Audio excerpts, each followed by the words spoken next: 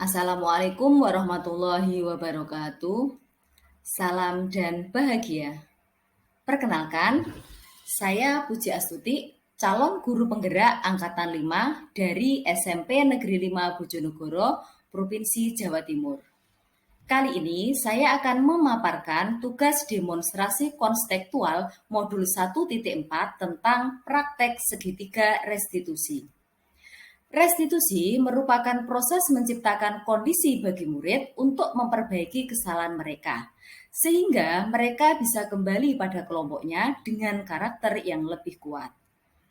Ada 3 langkah yang bisa kita lakukan dalam menerapkan segitiga restitusi. Langkah yang pertama adalah menstabilkan identitas. Langkah ini bertujuan untuk mengubah identitas anak dari orang yang gagal menjadi orang yang sukses. Langkah yang kedua adalah validasi tindakan yang salah. Menurut teori kontrol, setiap tindakan yang kita lakukan, baik itu buruk atau baik, pasti memiliki maksud dan tujuan tertentu. Langkah yang ketiga adalah menanyakan keyakinan. Pada tahap ini, jika anak telah mencapai identitas sukses dan tindakan salah telah divalidasi, maka anak akan siap untuk dihubungkan dengan nilai-nilai yang dia percaya dan berpindah menjadi orang yang dia inginkan. Nah, kali ini saya akan mempraktekkan 2 kasus dengan menggunakan segitiga restitusi. Kasus yang pertama adalah kasus murid yang mengamuk di kelas. Ini bermula setelah istirahat pertama, saya akan mengajar IPA di kelas 9. Tiba-tiba ada beberapa murid yang lari keluar kelas karena ada temannya yang mengamuk. Sebut saja namanya Fahri. Menurut cerita dari teman-temannya, Fahri mengamuk di kelas karena bekal makanannya hilang, tetapi tidak ada yang mengaku. Nah, setelah kelas saya tenangkan, akhirnya Fahri saya ajak ke kantor untuk menyelesaikan permasalahannya. Nah, berikut adalah ilustrasi segitiga restitusi kasus 1 dengan murid yang memerankan tokoh Fahri. Selamat menyaksikan. Mari duduk sini, Fahri. Iya, Bu. Ada apa, Fahri? Disediakah kamu bercerita sama saya? Bekal makan siang saya ada yang mencuri, Bu. Padahal saya lapar sekali. Saya tidak punya uang untuk beli nasi. Tapi dengan seenaknya mereka mengambil bekal saya. Apa saya tidak boleh marah, Bu? Ya boleh. Kalau misalkan saya ada di posisi kamu, saya pasti juga akan marah seperti itu. Setelah kamu tahu tadi bekal makan siang hilang, yang kamu lakukan apa? Tentu saya tanya ke teman-teman, tapi gak ada yang mengaku. Terus setelah itu, apa lagi yang kamu lakukan? Ya saya ngamuk di kelas lah, Bu. Semua tas teman-teman saya buangin. Meja kursi saya tendang. Fahri, saya percaya apa yang kamu lakukan tadi tentu punya alasan. Ya jelas, Bu. Saya ingin teman-teman saya mengaku. Masa dengan seenaknya mengambil barang tanpa izin? Kan itu mencuri. Saya paham. Kamu sebenarnya kan ingin ya teman-temanmu itu jujur dan mengakui kesalahannya. Tapi untung ya Fahri, tadi kamu kan hanya membuang barang-barang temanmu, tidak sampai memukul kan? Ya enggak lah, Bu. Saya masih bisa menahan diri meskipun saya sangat marah. Bagus, berarti kamu lebih memilih untuk menahan diri meskipun posisimu sangat marah. Iya, Bu. Sekarang coba Fahri pikirkan tindakan yang kamu lakukan tadi, yang mengamuk di kelas tadi, apakah sesuai dengan prinsip yang sudah kamu yakini? Ya enggak lah, Bu. Sebenarnya saya selama ini lebih memilih untuk diam meskipun saya sering dijaili oleh teman. Sekarang menurut kamu keyakinan kelas atau prinsip mana yang tidak sesuai dengan tindakanmu tadi? Maaf, Bu Puji. Selama ini saya selalu menghargai dan menghormati teman-teman, Bu Puji. Tapi tadi saya sangat emosi, Bu, sehingga saya tidak bisa mengendalikan diri. Bagus, tidak apa-apa. Tapi Fahri percaya kan kalau sikap saling menghargai sesama teman itu penting? Saya percaya, Bu. Bagus, sekarang coba kamu pikirkan lagi. Apa keyakinan kelas yang harus kamu jalankan saat posisimu sedang emosi? Mungkin saya akan lebih bersabar dan belajar mengontrol emosi. Jika ada masalah seperti ini, lebih baik saya melaporkan saja kepada bapak atau ibu guru agar mendapatkan penanganan dengan lebih baik. Bagus, Fahri. Itu baru namanya anak hebat. Sekarang, ayo kita kembali ke kelas ya. Kamu belajar dengan lebih baik. Baik, Bu. Udah, silakan. Ya.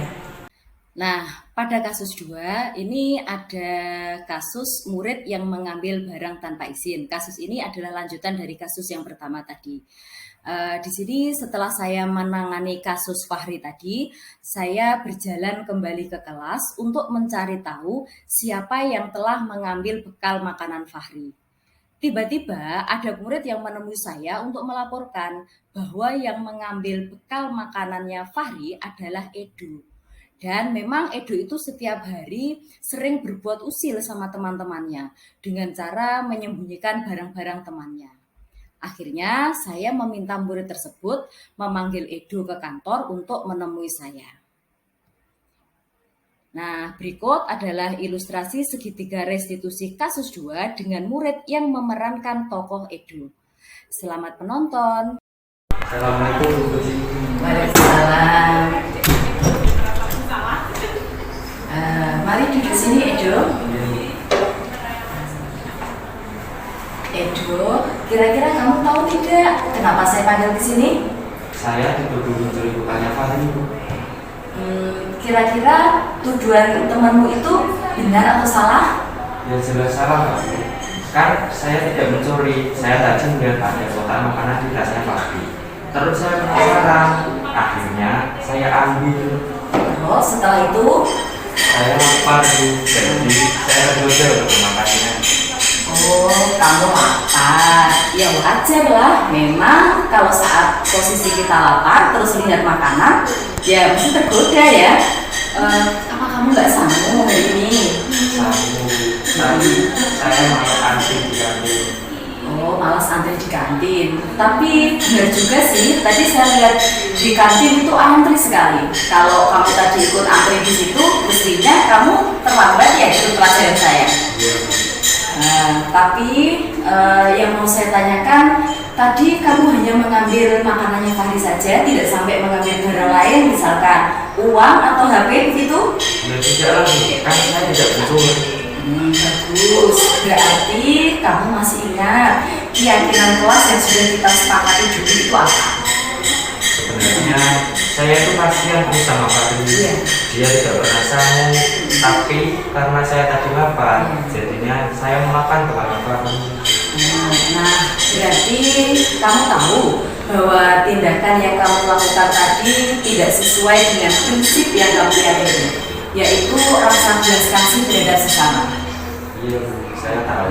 Tahu berarti. Nah, sekarang apa yang akan kamu lakukan untuk memperbaiki tindakanmu tadi?